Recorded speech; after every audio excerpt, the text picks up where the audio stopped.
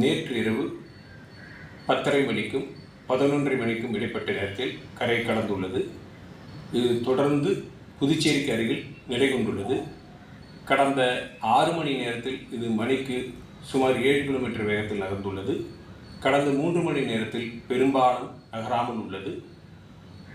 தற்போதைய நிலவரப்படி இது தொடர்ந்து மேற்கு திசையில் மெதுவாக நகர்ந்து அடுத்து ஒரு 3 மணி நேரத்தில் ஆழ்ந்த காற்றழுத்த மண்டலமாக வலு குறையக்கூடும்.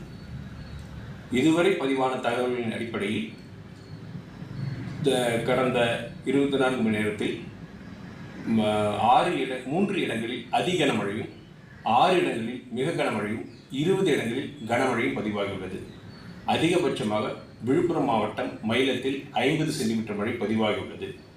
புதுச்சேரியில் 46 சென்டிமீட்டர் மழை பதிவாகியுள்ளது. இதுவரை பதிவான மழையில்